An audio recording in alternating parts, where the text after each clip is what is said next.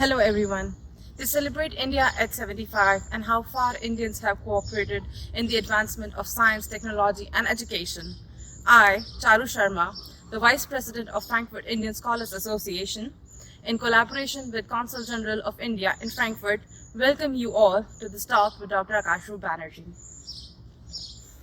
Hello Dr. Banerjee. Hi Charu. Thanks for having me over. It's a pleasure to have given an interview to FISA. Dr. Banerjee here is a Post-Doctoral Fellow at GSI in Germany, which is a center of heavy iron research, and he is currently pursuing his interests in nuclear physics. Dr. Banerjee, would you like to say a little bit about what your work here and a little bit about yourself? Yeah, so I'm Akash, in short, let's say. So I did my PhD from the Delhi University in India, and I've joined GSI, and I completed 2 years in GSI the previous week. So what we do here basically is we, as you mentioned, do particle research, nuclear physics. We also do a lot of other science stuff, which we will get to know eventually later. So welcome, this is the viewpoint from where you can see the new accelerator being built. This accelerator, we call it FAIR. It's the best in class in the world right now. It's a multi-billion euro project, and we have a very nice viewpoint from where you can see the accelerator construction going on. It's soon to be completed, so let's go.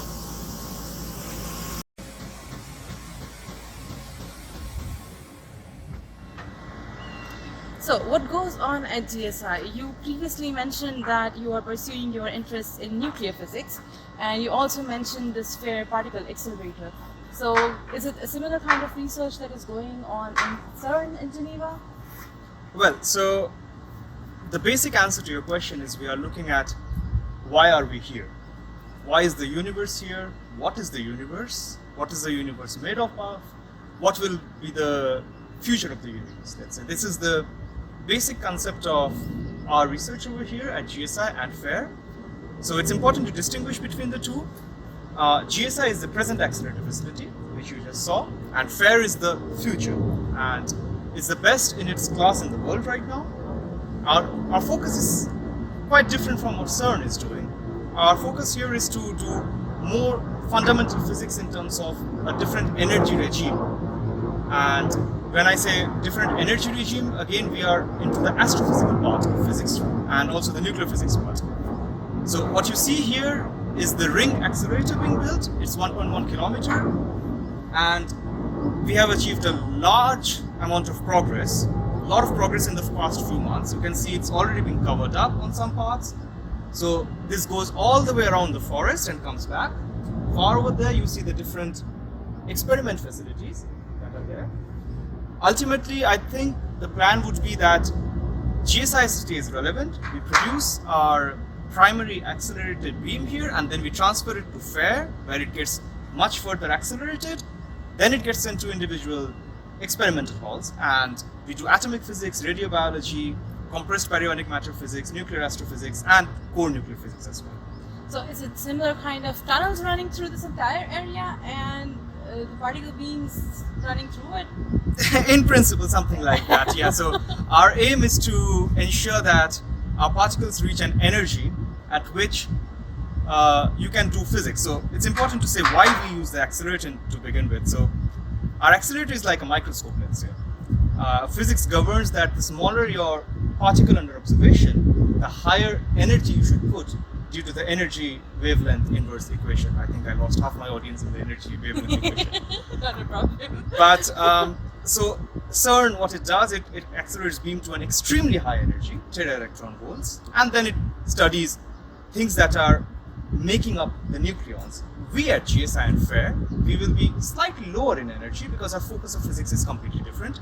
We want to see what the nucleus of a matter is really made of and how it behaves when you accelerate it to a very high energy and it decomposes or it decays to lower energy. That sounds interesting. Yeah.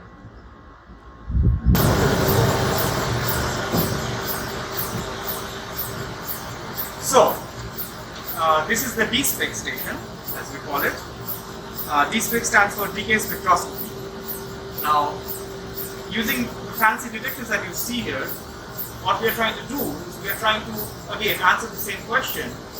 why is the universe formed? What happened billions of years ago that the universe came into existence? So what we basically do in a very generalized sense of view is we accelerate ions to a very high energy, which normally don't exist in nature, and then we let them decay. We let them decay to the more commonly found elements in the universe. Our task is to catch this decay and study it. Why did it decay? How did it decay? How long did it take to decay? And so on and so forth. So it's a very complicated setup. I'll explain the part that I'm generally responsible for at GSI since the last 2 years. So this we call Fatima. Now Fatima stands for Fast Timing Array. Now in a very general sense of word, this is a very, very, very powerful stopwatch. Now why a stopwatch? Because a stopwatch can easily say 1 millisecond from the other millisecond. Now this guy, if you divide 1 second into 1,000 billion parts, it can tell you 2 different seconds in that sense. So it's a picosecond level, not a millisecond, not a microsecond, not a nanosecond, a picosecond. And this array itself is powerful enough to tell you 1 picosecond different from the other. And this is the most powerful timing array in the world right now. We use something called lanthanum bromide detectors.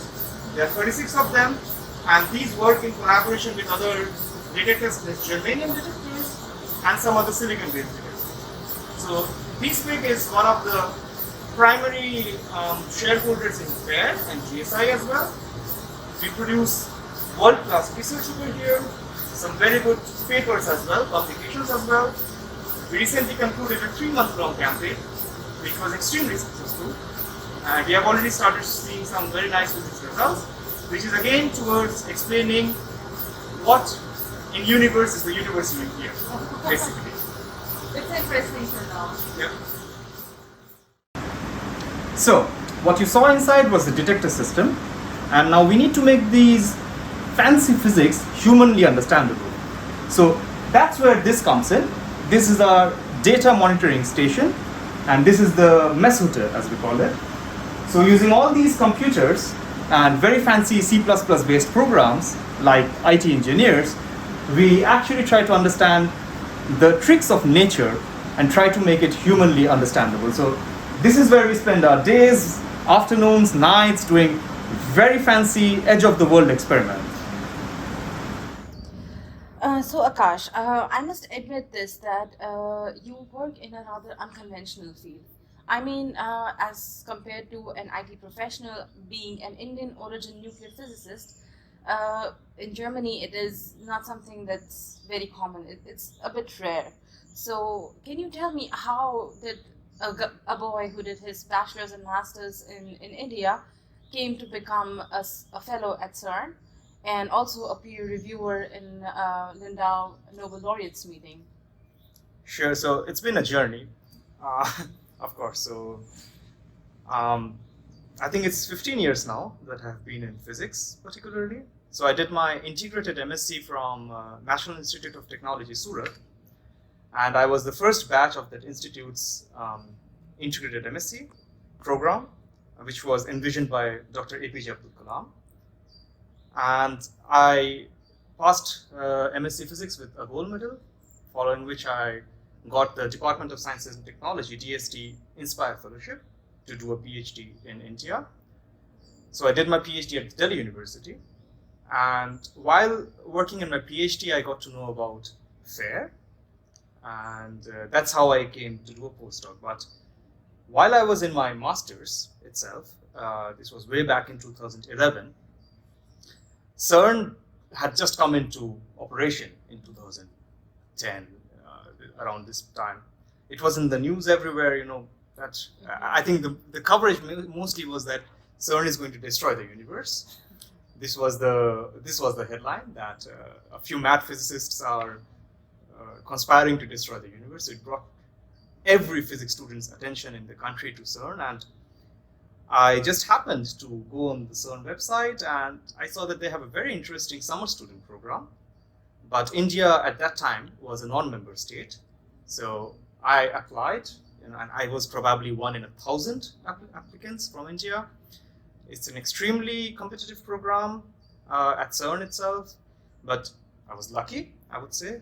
I think I was one of a very few, 3 or 4 students who got selected to work at CERN, where the beginning of my career in physics eventually was. And then in 2012, I was advised by a faculty member that there is this beautiful concept of Lindau Nobel Laureates meeting, where every year Nobel laureates, the living Nobel laureates from various disciplines of physics, chemistry, biomedical sciences, as well as economics and peace, they come in the Bavarian South, which is in South Germany, in the Bavarian little sleepy town of Lindau, and you meet them, you interact with them, you get to know who they are, you get to know their life stories, and you get motivated from them. So this was my journey during my master's, CERN and Lindau, and motivated by that, I went to Delhi University with an Inspire Fellowship to do my PhD. That sounds really encouraging. The whole motive of this talk is to encourage other students to pursue careers in STEM fields. And it is amazing to know that one can have such an amazing, inspiring career path in the pursuit of physics. Had you ever thought that you would be here? Did you think that, okay, somewhere down the line I would find myself working at GSI and a fellow at CERN? Well, that's again funny, because this is something for the first time I think I'll say on record, but it's very important to say this on record. When you talk about, let's say 15 years back, what would Akash have thought? So when I was in class 11th, I failed my maths exam, and if you would have asked me then what I wanted to do, I just wanted to finish schooling somehow. From there to what I like to not call achievements, but some little accomplishments that I have done, nobody had imagined, I think, especially I had not imagined. But it's important to say that in India, STEM is I would not use the word discouraged, but it's not encouraged enough. Now the thing is, if you look at the political scenario, our Honorable Prime Minister himself is in charge of the science portfolio, which tells you a big thing: the amount of money India puts in science and the amount of sincerity our country puts in science. Not just science, in STEM, basically. Mm-hmm. So 15 years back, it was a bit difficult to come into science because of the uncertainty it brings with its own field. But now it's much easier, it's more encouraged. Having said that, I would request you to point to me one field in India which is not uncertain. Yeah. Akash, what advice would you like to give a young mind who has probably just graduated high school and has a zeal for pursuing physics as a career option? First of all, congratulations to anybody who has a zeal to pursue physics, because if you ask me, not just because I'm a physicist, physics is the thing that comes to you naturally. I mean, if you imagine an infant just born, the first thing that infant does after becoming a child is try to walk, which is explained by physics. Newton's third law: force against the ground pushes back against your feet. That's physics. The child keeps walking, does not fall down, explained by the principle of physics, friction. You look at a rainbow, that's explained by physics. You cannot see the guy in the next room, but you can hear the guy in the next room. That's explained by physics. So physics comes very naturally to a human being. Whoever wants to ask the question, why is this happening, how is this happening, and what is happening? So it's important to address that there is a very minority population in our country of students who actually carry on this enthusiasm of physics, or this interest in physics, and pursue a career in physics, just because the basic fact that we are a developing economy. The situation is changing, as I mentioned. So my little message to this student would be, try to understand why you want to understand physics. Don't try to learn physics by rote. That doesn't work with physics. That can not work with anything, but especially with physics, it cannot work.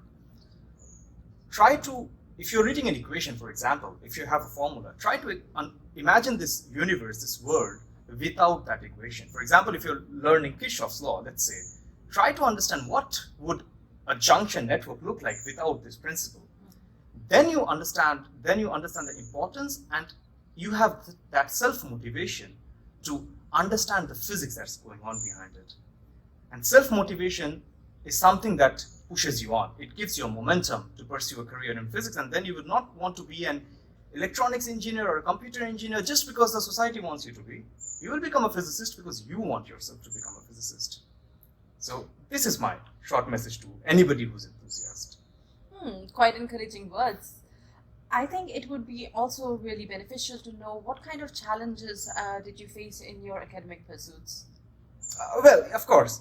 So I would like to elaborate a little bit on this one, because it's by my experience of challenges I would like to address a multitude of students back in India. So I mentioned that I failed in maths when I was in class 11, which is a very important thing to mention, because students might think, anybody watching this video might think that there is some sort of elitism in physics, where unless you belong to a well-off family or you have some backing somewhere, you cannot be a good physicist. But that's exactly the opposite, I would say. But what's very important in terms of challenges is your family support. So my message would be not to just the students in addressing what challenges I face, but also to the parents, what challenges they face, because in India, being such a close-knit family structure, your family is a stakeholder in everything you do. So it's important to understand that parents should not tie their egos and their prestige with their kids. Every kid is an individual, is a unique individual with a sort of set of talents and a set of potential. So the problem that I did not face, but a lot of my colleagues, my classmates faced, was family pressure. When I failed in maths, I remember my parents, I think they were the most chilled out people about it. I was freaking out. I was like, okay, it's maths. God damn it. It's not an easy subject to fail at, first of all. And I don't even know why I failed at it, first of all, so whatever.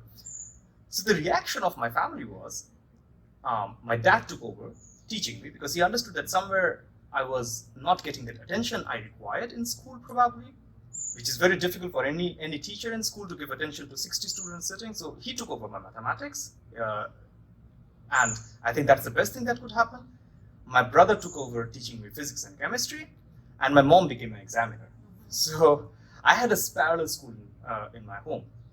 That helped me escape a lot of challenges that other students face, because they immediately, after not even a failure, after maybe getting not as many marks as they would expect, they immediately have this huge pressure on them, which is not academic but social. And that is a challenge for every Indian student at this point in time, and has been throughout the years, let's say. And this is something the students cannot solve it. It is the parent group which has to solve it. So to reiterate, please don't put your pressure on the students, on your children. Let them fly free. If you ask my parents 15 years back, once I had failed in this exam, that do you imagine your kid would go to CERN someday? They would say, let him pass class 11th, and then we'll come back to you a couple of years later. But that never happened in my family. So the challenge I did not face, but a lot of students do face, is this social pressure, which is unwarranted, which is, I deem, illegal at one point. And hats off to our government right now. They are taking massive steps in removing this pressure. They are redesigning the examination system. They're trying to encourage the learning process and not the examination process, because you will find many students who are very good in learning, absorbing concepts, but if you make them sit for 3 hours with a paper, they might not be able to write it. Yeah. So this is one big challenge that I did not face, but a lot of students face in their school careers. There is another thing that is my observation, probably, that at this moment, when a lot of people are graduating from the schools, or when they're doing their bachelor's in, let's say, engineering, or bachelor's in any of the STEM fields, they are just being pushed to take up an IT job. So, I mean, we had this conversation before, and you also let me know that you were once placed through your campus in a very renowned IT firm, but you chose an alternative, and that led you to be a fellow at CERN, and then you became an alumni at the Lindau Nobel Laureates meeting, which is like a huge deal. So, do you think that this push to the students face, that you need to take up a job at be an IT professional, because India is renowned for this on a global level. So, how would you say that this needs to change, or how has this affected you? So, I think it's already changing to begin with. But yeah, the pressure is real, and the pressure is visible. So, as we were speaking some time back, at least when I was in my school, and I have also seen my elder brother passing out in the same situation, if you're the best student in class, you should become a doctor. If you're a little less, you should become an engineer, and then you have also different strata of engineering. Electronics is the best, computer is the second best. If you are a civil or a production, you are nothing, so on and so forth. And if you get nothing, then you take science. So this is a very practical problem, because you have to remember we are a developing country. Now, if you look at a country like Germany, the best minds don't necessarily choose a STEM field. They go into arts a lot of the time. They become politicians, they become journalists, for example, because they have the luxury of doing it, to be very honest. But I think we have to publicize this thing more. The support of the nation behind science. For example, I should mention here that India is not just a member country of FAIR and GSI. It's a founding member of GSI. So our representatives sit at the governing body councils. They are participants in the decision making in the path forward, and India contributes around 4% of the entire budget, which is around 100 crore rupees, which is a lot. So the government support is always there. Now the support needs to come from the society. A lot of engineers I have seen, I have nothing against engineering, my family has engineers. A lot of engineers go on to do an MBA. I mean, how on earth can you explain a mechanical engineer going out there to do marketing? It doesn't explain it. But if you're a science enthusiast, you can actually continue your career in science itself. In the last 15 years, I've never even thought of changing my career from physics to an MBA or a banking or anything. I'm satisfied with this field. There are enough opportunities in this field. There are enough challenges in this field to keep me engaged in this field. There is enough growth opportunity in science, which is extremely rare in a non-science field. Because here, as you see, we are sitting in the lap of nature, studying nature. No tomorrow of mine is similar to today. It will never be. Yesterday, what I was doing was different than what I'm doing today. So I keep getting these challenges from nature itself. Nature is my boss, you could say. So there is no motivation to leave science, first of all. The challenge is to come into science.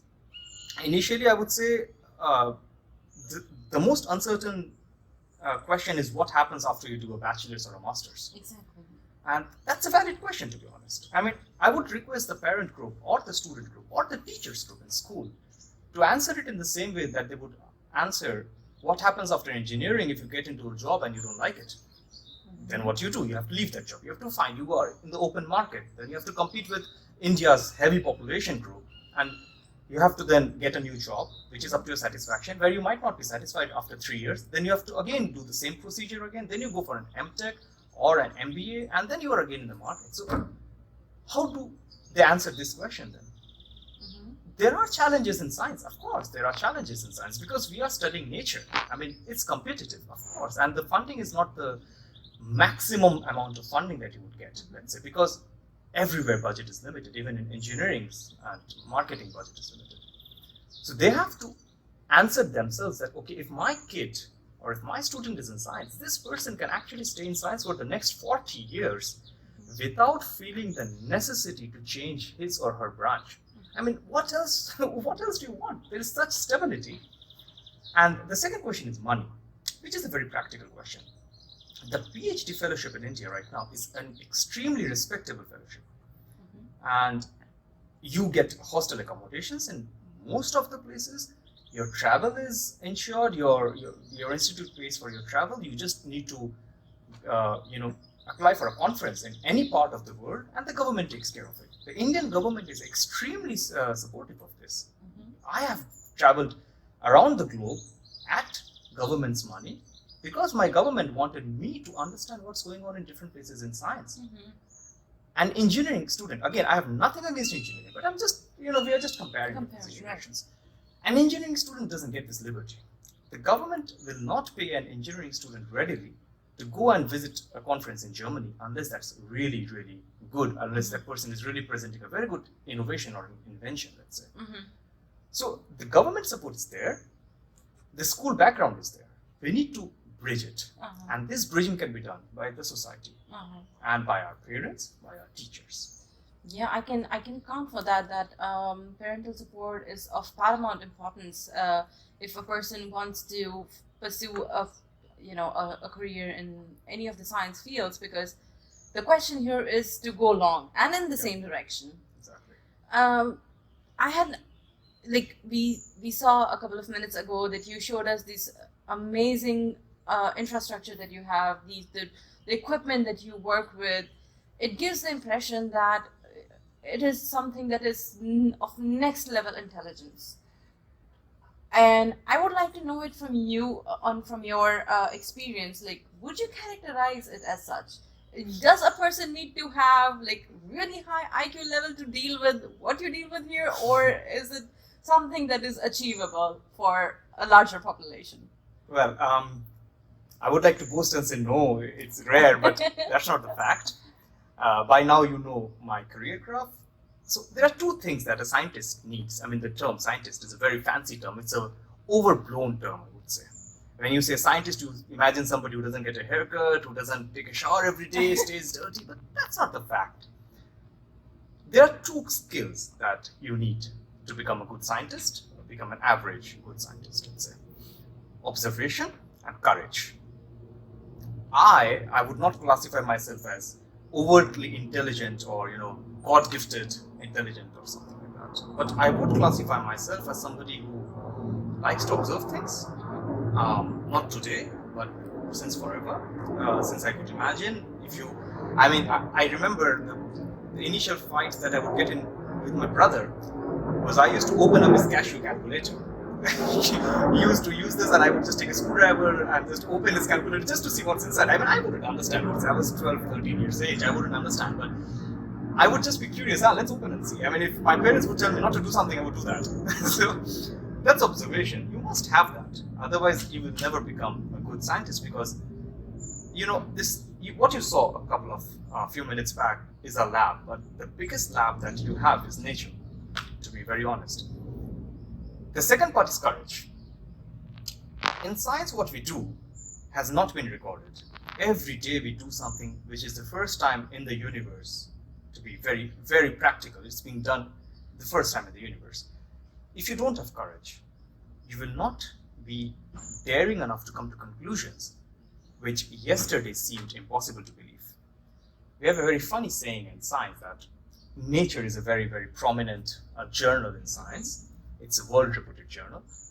And unless you do extremely high-level research, your papers don't get published in Nature. So we have a saying that what was in Nature yesterday is background data today and will be forgotten tomorrow. So that tells you the evolution of science, because you see something happening out there in the universe 1.4 million light years away, and you are sitting on Earth recording it. I mean, this needs courage. I mean, the first courageous scientist, I would say, was Galileo, when he dared to look with a little lens outside in the universe. I mean, earlier people would just say, oh, these are little things shining. I mean, imagine the amount of courage you would have to look at the moons of Jupiter and say, well, I think I see a moon of Jupiter. I mean, people called him crazy, rightly so. At that exactly, point. True.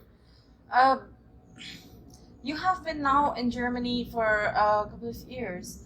And may I ask you your work experience and your education here and your research here, how has it helped you in your professional growth? That's a good question. So the first thing that we always say in any part of India in terms of STEM or any research is the work culture. We always say that you should go overseas to get appropriate exposure and learn their work culture. So right now it's important to distinguish the Indian work culture and the more, let's say, advanced nations' work culture. there is nothing wrong with the Indian work culture. This is very important to state. And there is nothing magical about, let's say, the German work culture. I'll just point out one basic fact, which is we do experiment and we do a very high risk project every day, a multi-million euro project every day. We deal with instruments which cost crores of rupees. I mean, I'm not even exaggerating. I'm telling you the minimum amounts right now. We spend a mind-blowing amount of money to do fundamental research.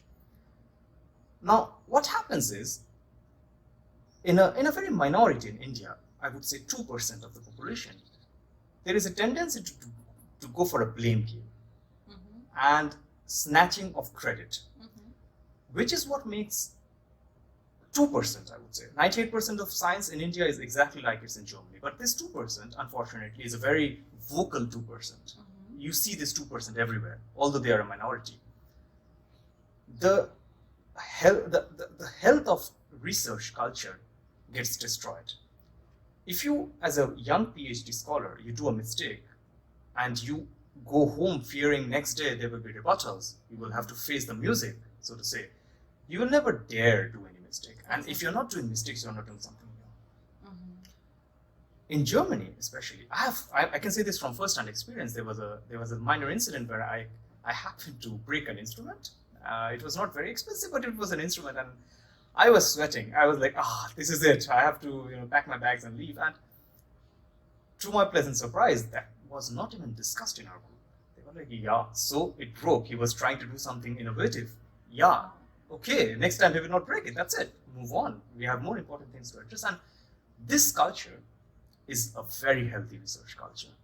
It's present in India. 98% of the researchers, because a lot of present Indian researchers have been postdoctoral fellows in Germany, United States, Italy, France, so they are already trained in this culture. But there is a unfortunate minority which stresses too much about errors and failures and credit snatching and these things. So that is the only work culture difference, I would say. That's been in India and Germany. And you say, in your opinion, that being given a chance to work here, research here in Germany, is something that you really found beneficial to your interests? Of course. One big factor was the resources allocated. They have plenty of resources, first of all. Germany has invested heavily in science. And I think one of the biggest flags was the coronavirus pandemic. You could see Germany, even in this, in its worst situation, could recover very well because it was investing heavily in its medical field, since not just when the pandemic started, but decades before it. So, of course, when you come to Germany, one big factor is you get to work with a technology that's already 10 years ahead of India, because it simply started 50 years before us. We are a very young nation. So being an Indian PhD student, my target was always to either be in Germany or the United States in a leading lab. It's not sufficient to be in Germany or the United States. You have to be associated with a lab that is doing tomorrow's research. And that is something that GSI and FAIR is all about. Here we are doing cutting edge research. I mean, you will not be able to reproduce this research anywhere else in the world. So what's it doing right now? It's silently developing me as a good scientist, I would like to imagine, so that my ultimate goal is to go back to India and contribute to the STEM field in India. So I'm trying to grasp as much as possible from Germany. I'm trying to absorb all the positive things here. I'm trying to develop my personality in a positive way while keeping my Indian values intact. That will help me when I go back and I mentor a young student, so that student doesn't feel the necessity to come to Germany, but takes coming to Germany as an option. So this is my long-term goal. Super nice. This is really encouraging to hear that you want to go back again and pursue even more research projects back in India and solidify our Indian research base. I also would like to ask you that you were a summer fellow at CERN, and you are also a CERN ambassador, so to speak, at the moment. May I ask, how did you get this opportunity, and what were your responsibilities at CERN? So it was very difficult to get into CERN, and leaving out the selection part because that's not in any student's control. Again, the first thing I remember, my CERN supervisor, when they picked me up at the bus stop, I had my suitcase and everything, and I was like, I'm in Switzerland. And that was my only second overseas trip, and the first alone, without my family members accompanying me, and I was only 20 at that time. At least 10 years back, 20 used to be a young age. Now 20 is an adult age. But so I was super nervous. My parents were super nervous. We did not have WhatsApp and these things. Let's say the first thing I had to call and tell them, yeah, I'm okay. So my supervisor picked me up, and they did not take me to the bâtiment, to the hostel. Took me to the lab. And I just had completed a 14-hour, 15-hour flight journey, and I was like, what on earth? I should get some sleep. And they said, the first thing they said, I still remember, even after 10 years, is at CERN, research is like an ocean. We'll push you in, then we'll see whether you swim or you drown. And if we see that you're drowning, we'll give you a hand and we'll pick you up so that we can teach you how to swim. If you don't swim, if you don't drown, if you're swimming, good for you. So that's what prepared me for research, to be honest. And of course, the beautiful scenery of Switzerland helps to relax your brain a little bit so that you are more open to ideas and everything. And I was working with the best in the field, literally the best in the field. And I used to see they're so normal. I mean, they make mistakes like we do. They joke around, they fool around, they take time off. Weekends are fun time for them. So what that did was it prepared me for research in a way that it told me that you don't need to be exceptional to do science. You just need to be sincere, you need to be observant, and you need to be a good student of nature. You need to study what's happening around you.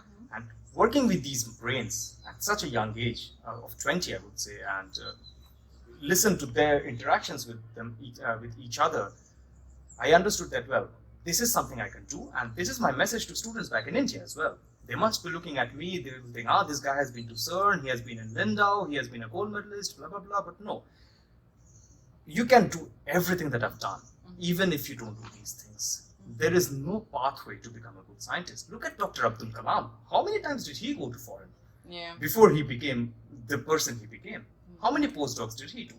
He was in India. Look at Homi Jahangir Baba, literally the founder of nuclear physics in India. How many postdocs did he do? You can still be a good scientist if you are in India. You just need to be a very good student. What coming to Germany does, it just polishes you up. That's it. I think it is really important to underline this, that a person need not be born with an exceptional IQ to be, in a pursuit of physics. I think anybody can do it as long as they are dedicated to it and they have that curiosity driving them. With this point in mind, I mean, what advice would you like to give to a student that you think that you should have known before, that somehow would have saved you a little time along this path? Well, don't get into the rat race. This is a cliche statement, I know. This has been said, I think, a billion times. But I am an exception of the rat race because of the support my family provided me. So I will take you a little back. So when I passed my 12th standards, after failing in maths, again, I've said this for n number of times, after an uncertain future, to be honest. And that's the reason I keep telling us that you can be an average student, but be exceptional in the long term. This is my entire point of repeating this, my 11th math story. At the end of 12th standard, when these competitive exams came up and everything, the good thing is, if you would ask my average classmate, they would say, I want to become a doctor, I want to get in this brand of institute or that branch of engineering. They would ask me, I was like, I really don't know. Because I did not have that self-confidence at that point in time, because I was not really academically very strong, to be very frank. I was a very average kid in school, at least in the final two high school, because I was more interested in football and this and that, and things that really I did not make a career in. So I think what I would tell myself is to trust the instincts of your parents more, in this case, which I luckily did. So my brother and my dad and my mom. So my mom had a simple policy that my kid does not go far away from home. I can relate with that. Exactly. It's a very common thinking with a lot of parents back in India. Exactly. And I really support my mom's thinking, because trust me, the kind of student I was, I passed out with a gold medal in MSc. If I was far away from home, I would have taken 7 years to do that 5-year course. That is the kind of student I was. So my parents were very good in diagnosing me. They were very good doctors in that sense. And I kind of blindly trusted them, which I'm very happy that I did at that point in time. I did not say, this friend of mine is getting an admission in that college. So my father has the finances, financial ability, so he should just buy me a seat in that college. My dad and my brother were extremely practical at that point. They said, if this kid is not able to crack an engineering exam, the whatever exam it was, whatever the design of the exam it was, that's a different discussion. They thought maybe he doesn't want to be an engineer, or maybe he will not be a good engineer, but that's not the end of the world. Who told you if you are not a good engineer at the age of 18, your future is destroyed? No. They took the call that no, if he is made for basic sciences, and I was the topper in the entrance exam for this basic science integrated MSc course that I eventually did. They said, well, that means maybe he likes physics more. Let's not make him, push him to something else. Exactly. Let's not make him a robot and just do what everybody wants him to do. Of course, they face social questions. I think everybody, because my brother himself is an electrical engineer, my dad is a mechanical engineer by profession. So I think everybody, and my dad used to work at ONGC at that time, so we were a little society inside a society. I think they would have this question many times. Your son must not be good in academics, that's why he has to take this science. Yeah, he could not get into engineering. I think I really respect my parents for not letting that come to me. They absorbed that shock and kept it to them, which is also my message to parents right now. Please don't put the social pressure on your children. I mean, it's not their fault. I mean, for me, it was very difficult to balance chemistry, maths, English, history, everything at the same time. But you give me physics and you tell me that 5 years to study this same subject, and I have a gold medal at that. So, your parents have to be very, very, very lenient. I think it is very important that a student plays to his strength instead of just following what everybody else is Instead doing. of playing to the society's strength, you see? Exactly. Saying that, well, I must be a computer engineer, otherwise I will not get married or something like that. Yes, because also, now when I'm talking to you and I get to see how different a career path could be and how amazing it can pan out in such a small amount of time. I mean, you're so young and you had so many achievements under your belt, and you yourself say that I'm not that exceptionally gifted. I'm gonna believe you, but it really is enriching to understand that this could be a story of many more Akash back in India. Absolutely. I think if I look back at my class, again, I'm not boasting, trust me. There are many kids who were much brighter than me, and they are lost. They are lost in this rat race. I think I can give you names of students who could have been brilliant physicists. I mean, I would have loved to work with them in the caves that I worked with, because I knew the aptitude they had, I knew the intellect they had, I knew the observation and inference skills that they had. But somehow they, unfortunately, ended up in a field that they did not like that much. And then 5 years later, they said, well, let me do this probably because this will land me a good job, it will provide for my family, I can get married at the right age, blah, blah, blah. So I think failing exams was a blessing in disguise for me. You cannot choose which exam to pass. I mean, I used to give my 100% in the exams, even if that 100% was only 20%, now that I see.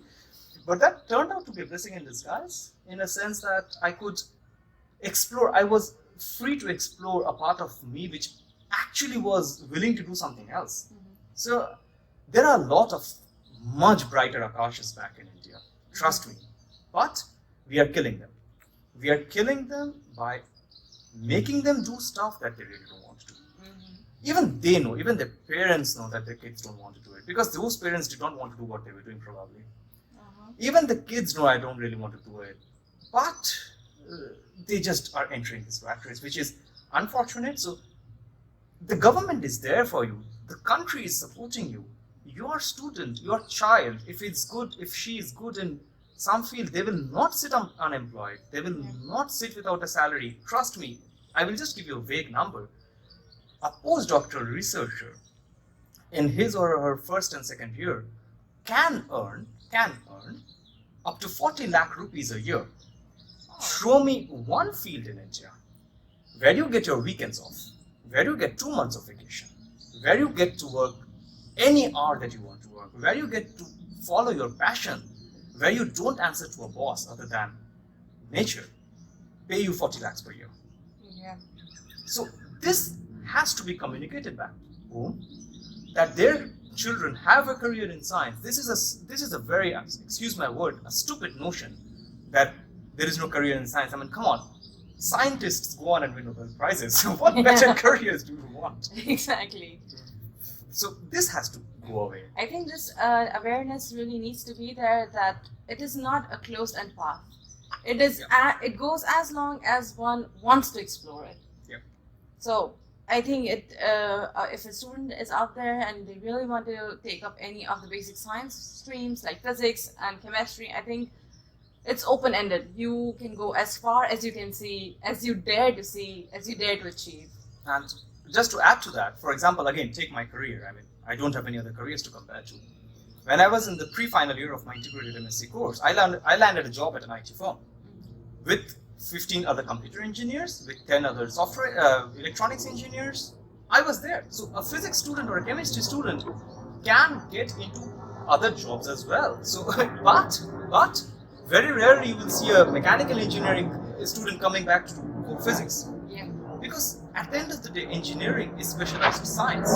If you are a chemist, a very good chemist, chemical engineering is child's play for you. If you're a very good physicist, mechanical engineering is achievable for you. So if your child, if your kid gets into science, trust me, that person actually opens up more avenues for him or herself, rather than closing. I mean, what parents think generally is, choosing science will close up doors. It's exactly the opposite. Look at me. It's opened more doors for me than anything else. Thank you, Akash. This was such an informative session, and I think it really needs to be communicated to the viewers that when a student takes up studies in bachelor's or master's, we always have this thought in our mind that what's next?